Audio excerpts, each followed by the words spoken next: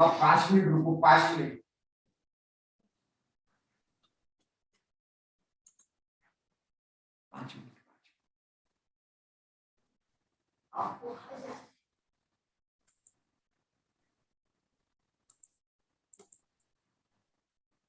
Yeah. So we can start, ma'am. Yes, sir. Yes, sir.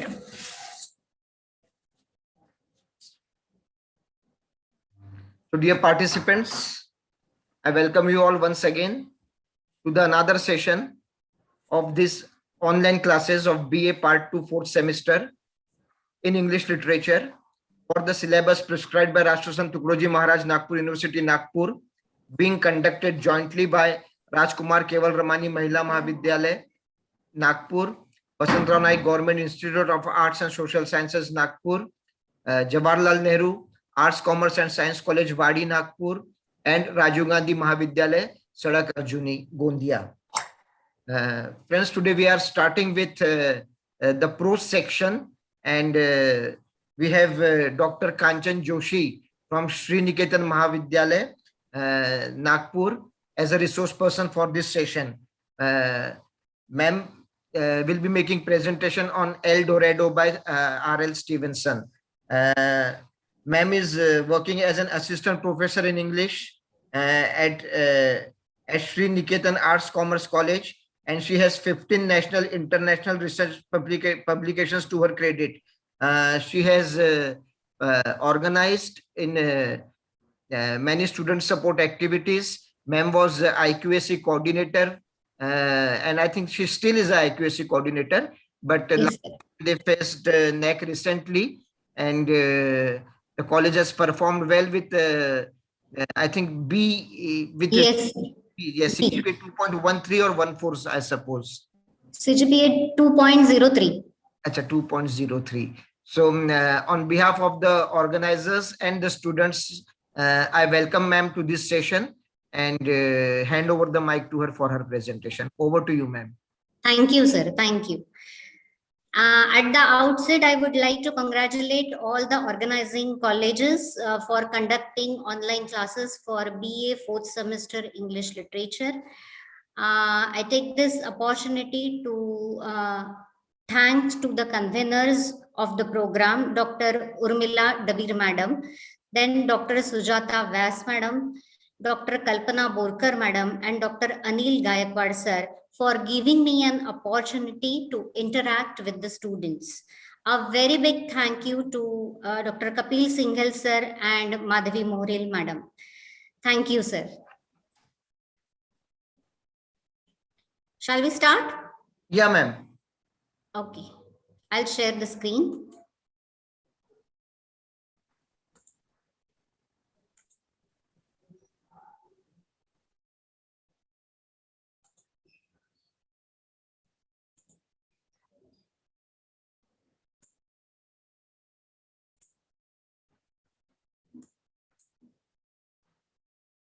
Okay.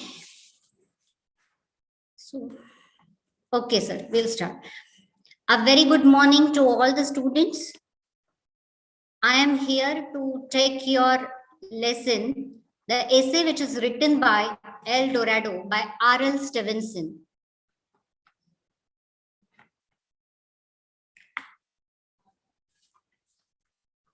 R.L. Stevenson, who was born in 1850 and he died in 1894. He was a Scottish novelist, essayist, poet, and travel writer. He was best known for his novels Treasure Island, Kidnapped, Strange Case of Dr. Jekyll, and Mr. Hyde. Stevenson was the only son of his parents. His father was lighthouse engineer. His name was Thomas Stevenson, and he was a lighthouse engineer, civil engineer, and his wife, Margaret Isabel Balfour. He spent a very difficult childhood because he was all the time suffering from some chronic health problems, and due to which he was most of the time he was confined to bed. So his schooling was disturbed kind of schooling he had, but then he attended Edinburgh Academy, and then afterwards he entered into the Edinburgh University. There he was expected to do engineering like his father. Means his father wanted him to do the civil engineering, but he was not at all interested in science. But as a compromise, he prepared for the Scottish bar, and then after that he followed his wish or his heart, and he started writing, and he took to writing. So he is one of the great essayists of the Victorian era, and his writings and life were both heavily influenced by his city, Edinburgh. The present essay, El Dorado, is one of the most famous and inspiring essay about the journey of travelers. It talks about his philosophy of life to live in constant hope. So he propounds the philosophy that the man should live on hope, and he should all the time take efforts and march towards his destination. Now we'll see that what is El Dorado. What is El Dorado? El Dorado is a Spanish term meaning gilded one, or you can say the golden city. Okay, it is believed that it is somewhere in South America. It is a fabulous city of enormous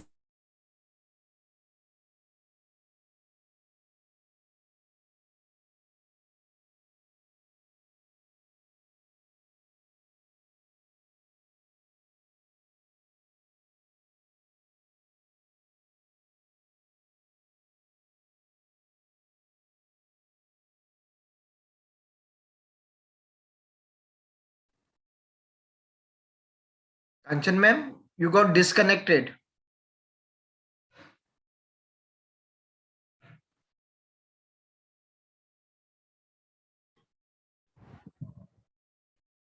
Hello. Yeah. The screen sharing has stopped. Hello. Yeah. Ma'am, hello. Am I audible? Yeah. Sir. Your screen sharing has stopped, and even Okay. your audio got disconnected. Okay, sir. For that, I'll yeah. share the screen.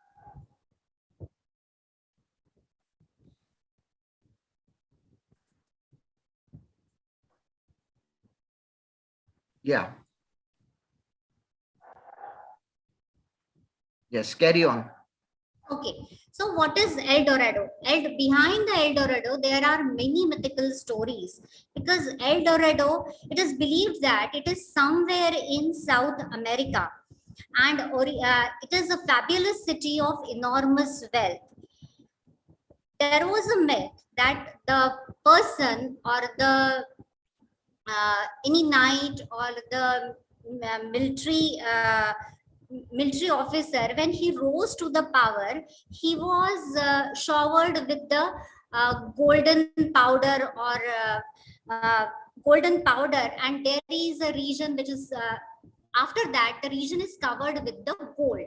So it is the mythical story behind that. And afterwards that Spanish explorers and England tried to discover this king, and then Manoa, and then the name was later given to his supposed territory, because they did not find out this king Manoa, but this name was later given to his supposed territory. After that, many expeditions were taken by Americans also under the leadership of Sir Walter Raleigh. But then everything was in vain, and they did not find out this El Dorado. And afterwards that the El Dorado has come to mean any place where wealth can be found and easily gained. So El Dorado basically is unattainable thing which you cannot attain, because In the 16th and 17th century, as we say, it is a legendary city or a historical region of the New World in the South America, and it was famous for its great wealth of gold. But nobody could find out this El Dorado, and so El Dorado is equal to unattainable. So many expeditions were taken place, but nobody could find out the El Dorado. So here, R.L. Stevenson used this word El Dorado for unattainable. Now, it is a symbol of unattainable. We will see the symbolic meaning of El Dorado. Here, Stevenson says that we all shoot at the moon with ineffectual arrows. Our hopes are set on inaccessible El Dorado. So it has essay has a life lessons. Life is a journey.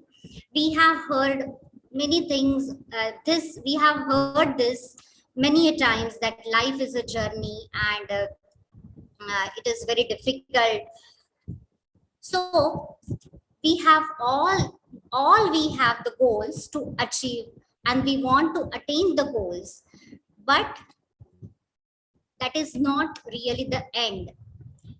As I have said that life is a journey, and this is the statement we have heard many a times. When we think about it, and if we question about it, that if we question to ourselves that have we achieved everything what we wanted to achieve? Have you traveled everywhere you wanted to travel? Or have you bought everything which you wanted to buy? Have you done everything, whatever you wanted to attain in your life? The answer to all these questions are no. No, you cannot achieve everything you wanted to achieve in one life. It is impossible. So what he says is that, R.L. Stevenson says that we all shoot at the moon. We want to attain the things which are unattainable many times, and we take the efforts to attain that. We march towards our aim. We march towards our destination. So we try to follow the goals. All the goals we want to attain are not really the end. Many times we feel that this is the end, whatever the goal I have set in my life. Many times I feel that once I fulfill it, it is the end of my journey. But it's not like that. All the goals we want to attain are not really the end. Even though we work towards it, as if it is the end of his ambition. Okay, but then we all shoot at the moon with ineffectual arrows. Our hopes are set on inaccessible El Dorado. Why he says inaccessible El Dorado? El Dorado, nobody could reach El Dorado. It is a imaginary city, you can say. It is a legendary or historical city. It is a myth. So El Dorado is unattainable. So R.L. Stevenson says that hopes are set on inaccessible El Dorado. So goals we want to attain are not the end, because every time we reach to that point, we see that something else is there to attain. Okay.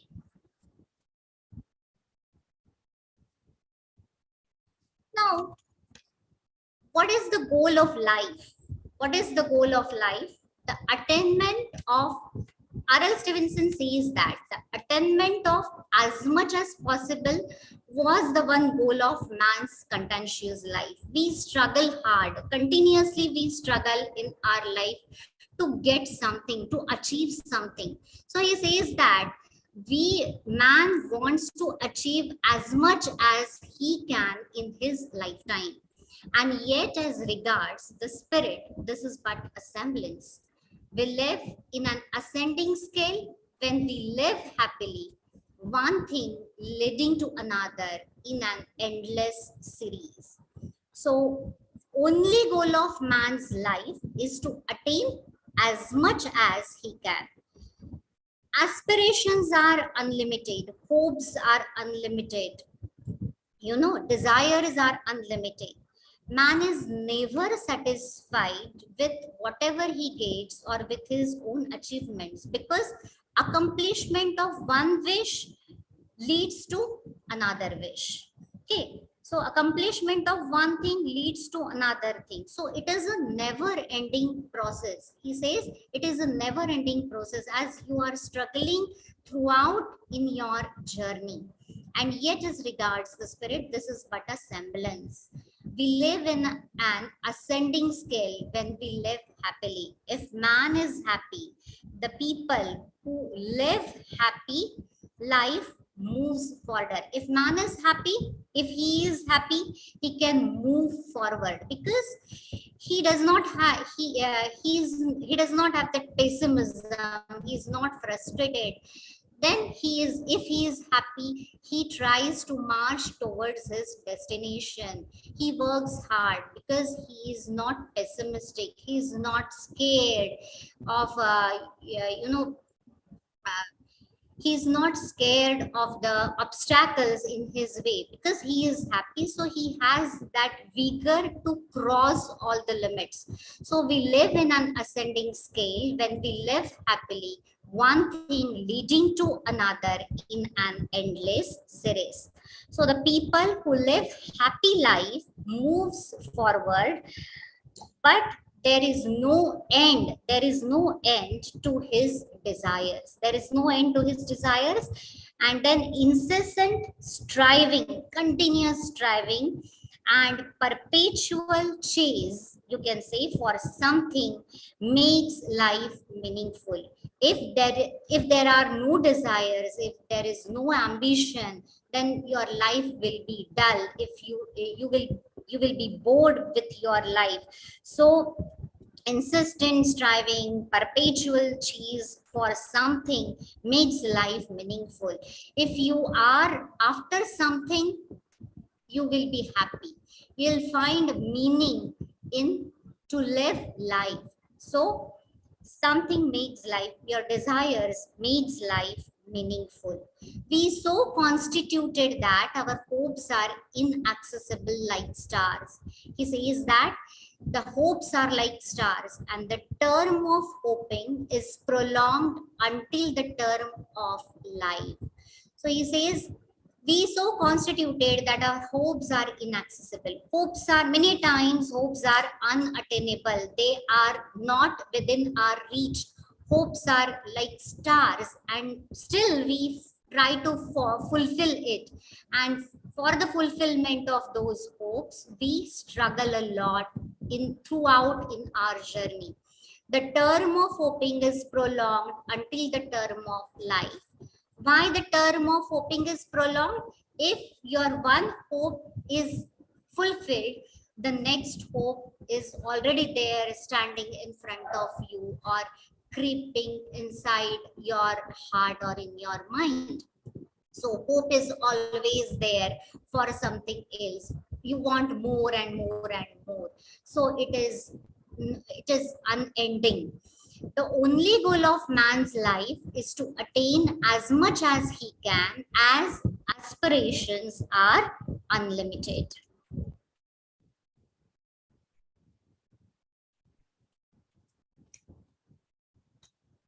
R.L. Stevenson says that the secret of happiness, this is what he says. What is the secret of happiness? What is the secret of happiness?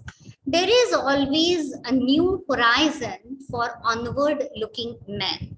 Horizon, the line at which earth's surface and sky appears to meet, that is horizon. The line where it seems that the earth's surface and the sky meets. So that is the horizon. There is always a new horizon for onward looking man. The person who is marching forward, the one who is looking onwards, who is marching towards this destination, who is active, he always sees the new horizon.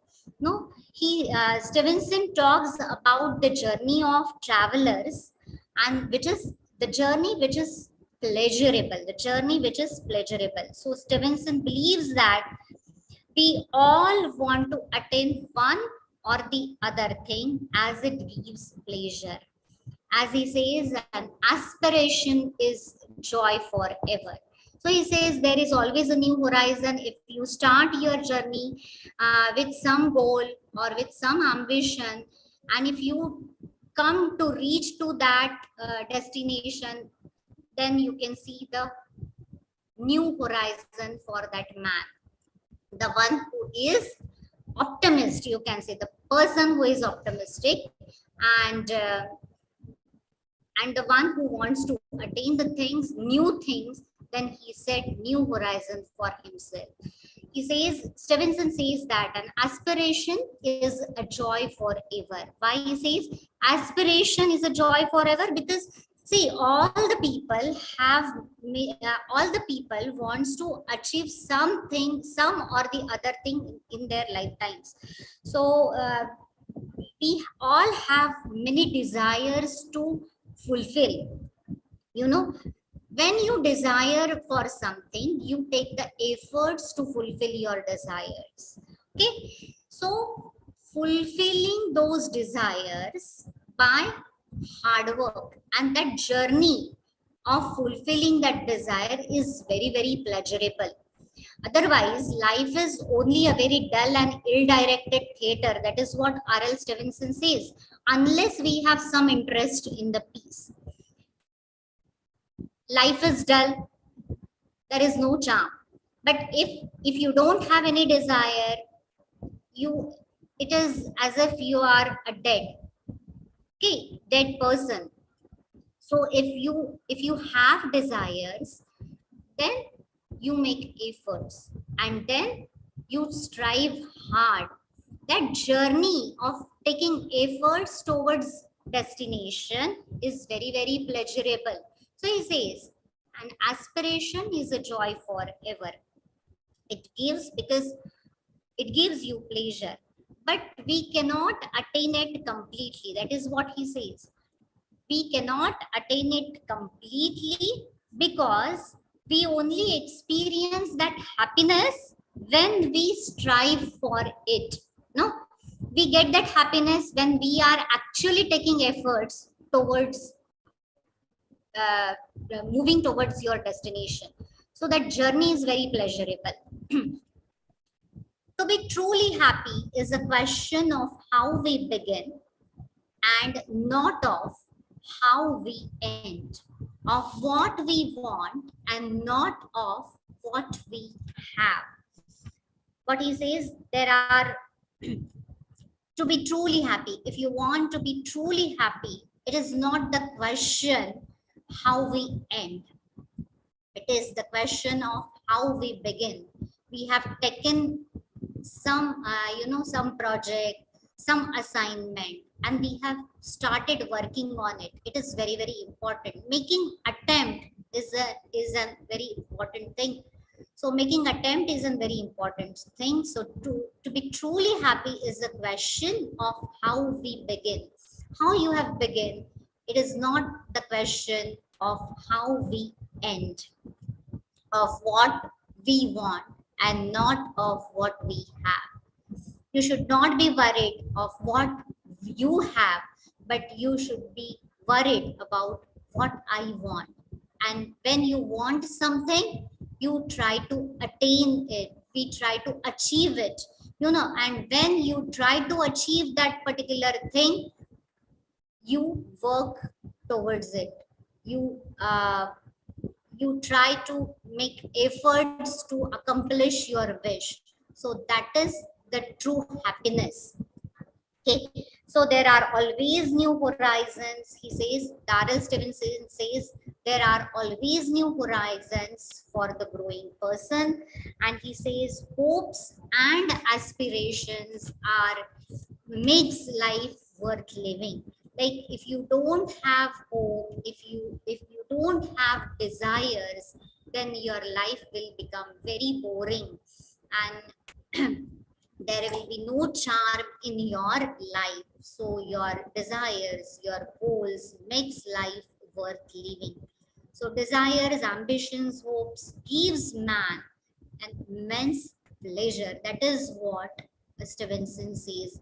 This is a very short essay in which he says that man should work hard to attain particular things in his life and struggle hard to fulfill his desire. Now, Stevenson talks about the two important things, that is the two important amulets. What do you mean by amulets? Amulet is the piece of jewelry which protects man against any harm. So here are the two important things. Two important things are desire and curiosity. These are the two important amulets of which Stevenson is talking. Desire and curiosity keep man continuing to exist. So he says that, R.L. Stevenson says that desire and curiosity are like two eyes through which man through which man can see the world in most enchanted and captivating colors. No, so as we have already said that the world is dull if there is no curiosity, if there is no desire, then there will be no attraction. No, so these are the very important amulets, or you can say the important forces which triggers man's capability to work. So desire and curiosity keep man continuing to exist. Desire and curiosity need to be satisfied and perpetually renewed to keep up the interest in one's life.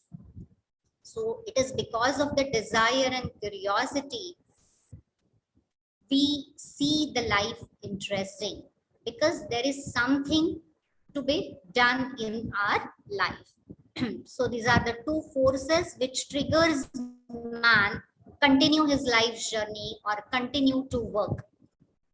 These forces has a power to make the things beautiful, or fossils you can say interesting. He has given, Stevenson has given many examples to explain this thing, that these forces has a power to make the things beautiful, at the same time fossils interesting.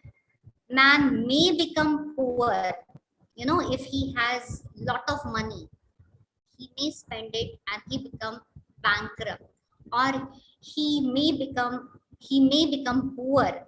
But if he has this desire and curiosity, then he will be happy and he will be rich, because he will not sit idle. He will not sit idle. He will have something to do in his life.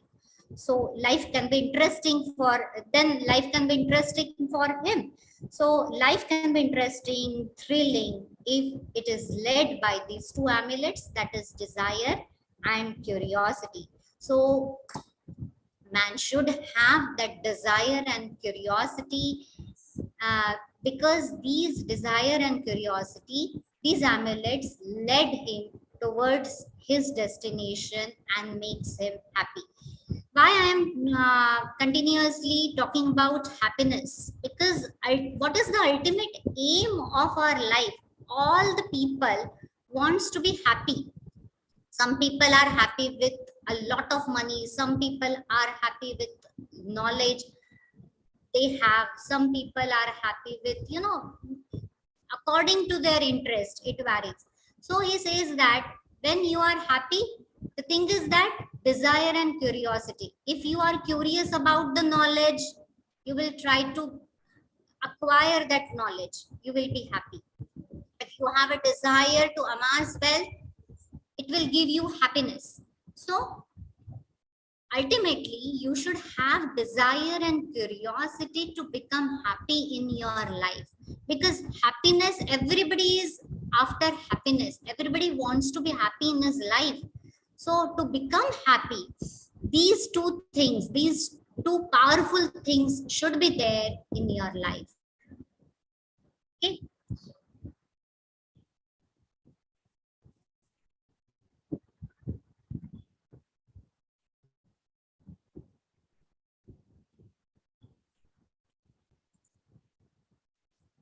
Okay.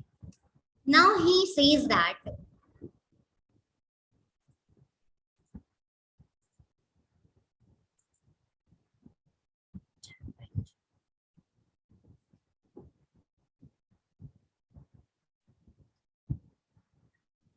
something went wrong. Okay. So we come to an end of nothing. He talks about the endless journey of our life. What he says that we come to an end of nothing. R.L. Stevenson says that we come to an end of nothing. He says interests are only plucked up to sow themselves again like mustard. So interest here, interests are like mustard plant. He says that interests are like mustard plants. We sow them, it grows up, again we collect the seeds from it. No? So interests are like our desires. Interests here, the desires or hope, you can say. When we fulfill our desire, when we quench our thirst for something, we get another one on our way. Okay. Same way, like a mustard plant. Interests are like mustard plant. If we try to fulfill our desire, one desire, there is another wish standing in front of us or in our way. Okay, there would be no end to trouble. There would be no end to trouble. It is a lifelong struggle towards an unattainable ideal. See, here he has given many. Here he has given many examples. Like interests are only plucked up to sow themselves again like mustard, and there would be no end to trouble. Many times we feel that yes, I do this and this is the end, and all the troubles will, you get married, you feel that it is now, it's everything is okay, it is the end of my trouble. You get married, then you have a child, then you feel that okay, this is the end of new anxieties. You have to, you have to take care of the child, you have to give him the education, then you get married, then you get the grandchildren, again you are worried for your grandchildren. So the process goes on, there is no end to your trouble. Then you get married, but to keep that love alive in your relationship, fresh in your relationship, is again a big task. So there is no end to this. There is no end to trouble. You cannot say that now it is the end of all trouble. No, because you finished one thing. If you are finished with one thing, there is another thing. So we come to an end of nothing, though we try to finish one thing after the other. So it is a lifelong struggle. It is a lifelong struggle towards an unattainable ideal. Why? As I have told you, unattainable ideal. You want to achieve the ideal things, but ideal, that is unattainable. So it is a lifelong process, you destination. So there would be no end to trouble. These were the examples given by the Stevenson in your essay that I told you, like child and all. He has given these examples in your essay.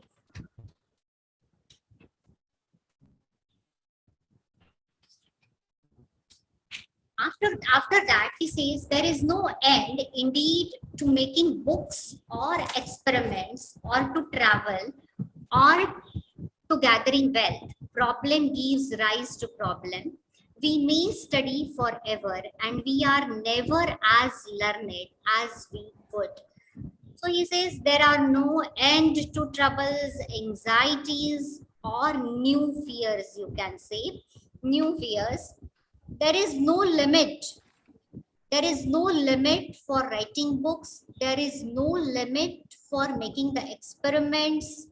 There cannot be any limit of traveling, or you can say gathering the wealth. So man is always in search of something. Problem gives rise to problem. We may study forever and we are never as learned as we would. And so man is always in search of something, and journey of traveling continues lifelong. That is what Stevenson says. We may study forever, but we cannot be, we can never be learned as we would, because this learning process is never finished. It is a continuous process. It is an unending process. So he says, problem gives rise to problem. If you try to finish with one problem, there is another problem. Again, you try to solve the problem, there is another problem waiting for you on the way. Okay, so when we have discovered a continent or crossed a chain of mountains, it is only to find another ocean or another plain upon the further side. He says, there is, when we have discovered a continent, if you discover a continent, if you cross the chain of mountains, it is only to find another ocean. Means the same thing is repeating. Like you go on, you go on solving the problems, and you will find another problem on your way. So there is another challenge waiting for you on your way. So whatever you discovered, whether it is a continent or anything else, or you crossed a chain of mountains, the other challenge is waiting on your way. So you may find another ocean or another plain upon the further side. He says we have to continue this journey, as R.L. Stevenson is talking about the journey of traveling. So journey of traveling is actually the journey of life. He says in the infinite universe, there is a room for our swiftest diligence and to spare.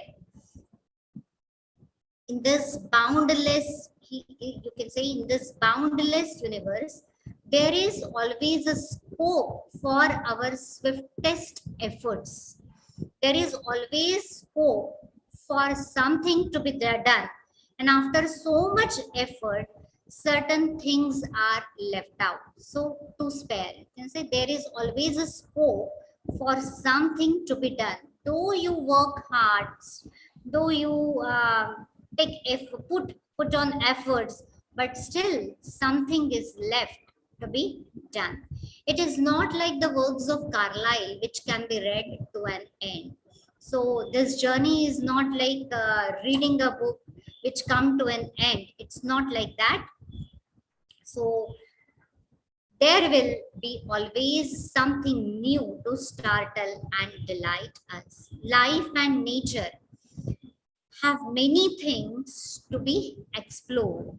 And if we see in the corner, you can say, if we see in the corner or in our neighborhood area or in some village or in a park, weather and you can say seasons keeps on changing, And if we take a walk, whether it can be of a lifetime, you can say you take a walk, lifetime walk, there will always be something to surprise us, to delight us.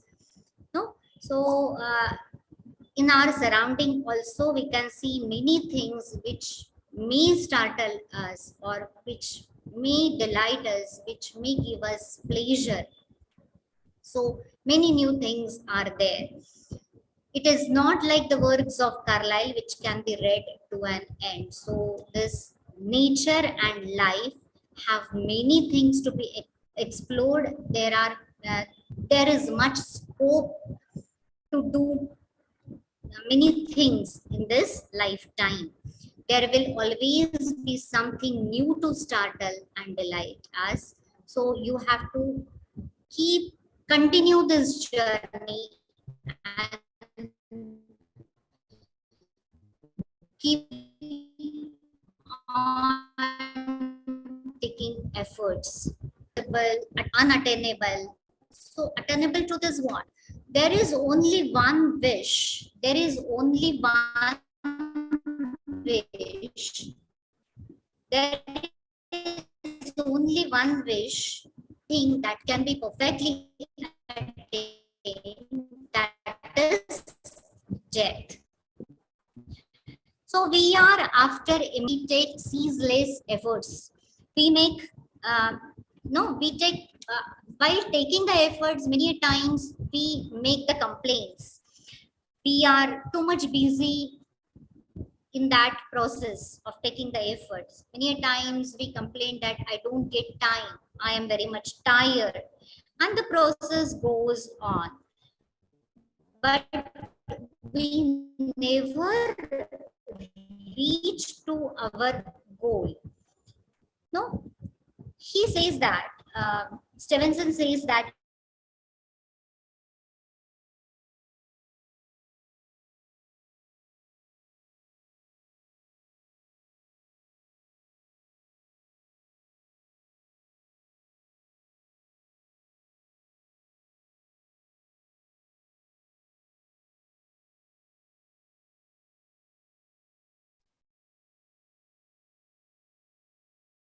Hello, Kanchan ma'am, am I audible?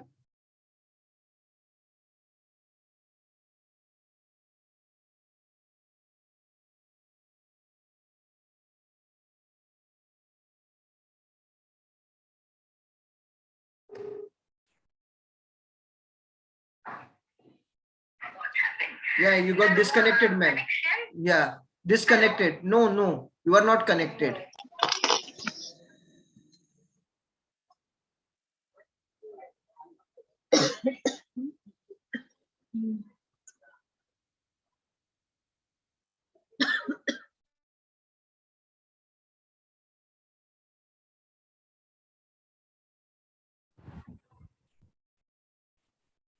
Yeah, you are there.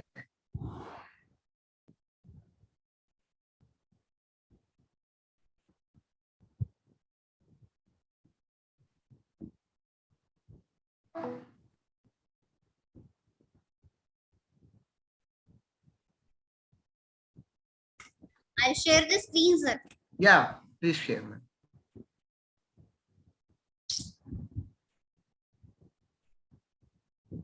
Okay. So there is only one. Am I audible? Hello? Yeah, you are audible. Yes. There is only one wish realizable on the earth, only one thing that can be perfectly attained, that is death. That is what we were saying, that there is only one wish realizable on the earth, only one thing that can be perfectly attained. R.L. Stevenson says that we don't know whether it is worth attainable or not, because nobody can say that it is worth attainable after his death. He cannot tell us. So it is true that we shall never reach the goal. It is even more than probable that there is no such place. So he says that there is no such place where we can reach and which can be our ultimate goal. So it is an unending process. That is what he says, that it is true we shall never reach the goal, but it is even more than probable that there is no such place where we can reach and end our journey. Journey of traveling continues lifelong. So journey, it continues. It says, O toiling hands of mortal, O unwearied feet, traveling ye know not whither. Soon, soon it seems to you, you must come forth on some conspicuous hilltop. He says, O toiling hands of mortals, means we, the people, mortals, we are working hard. You know, we are tired, our feet, unwearied feet. They are not tired because they are marching. We are traveling, but we do not know where we are going. Soon, soon, it seems to you, you must come forth on some conspicuous hilltop. Soon you realize that you have reached to your destination, and but a little way further, when you go forward, against the setting sun, you can see the towers of El Dorado. Means again, you can see the new destination waiting for you. El Dorado, you cannot reach to that destination. So next, again, unattainable thing is standing in front of you, or new horizon is waiting for you. Little do you know your own blessedness, for to travel hopefully is better thing than to arrive, and the true success is to labor. The true success is to labor. Little do you know your own blessedness. You don't know your blessedness. For to travel hopefully is better thing. Says traveling towards your destination is a wonderful thing. You experience that joy, the pleasure when you work towards your destination or to fulfill your aim. So working hopefully is better thing than to reach to the destination. And the true success, is to labor. So the what is the success in the opinion of R.L. Stevenson is to work hard and continue the journey.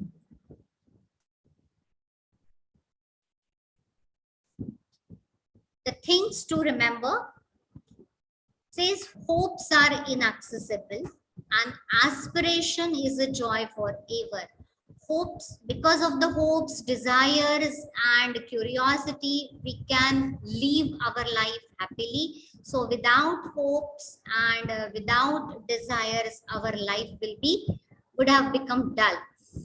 An aspiration is a joy forever. As I have explained, the process of working hard towards your destination, towards your success is a wonderful thing. The attainment of as much as possible was the one goal of man's conscientious life. Life can be thrilling and exciting when we go forward, led by desire and curiosity, and everything is semblance. To travel hopefully is a better thing than to arrive. That is what I've just explained. To travel hopefully is better than to reach to your destination. The journey is pleasurable. The journey is wonderful.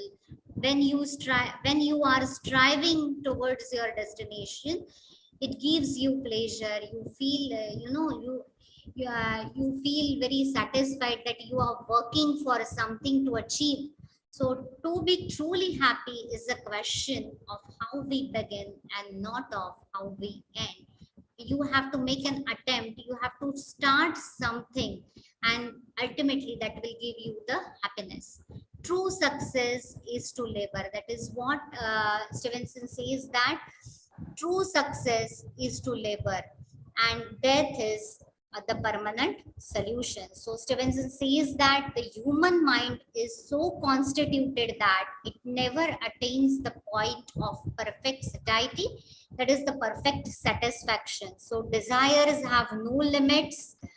So person should continue struggle even after even after if he has not achieved his goal. It is possible that man may not achieve or may not get what he desire for, but undying spirit to achieve the goal is very, very important. Thank you. Thank you, ma'am.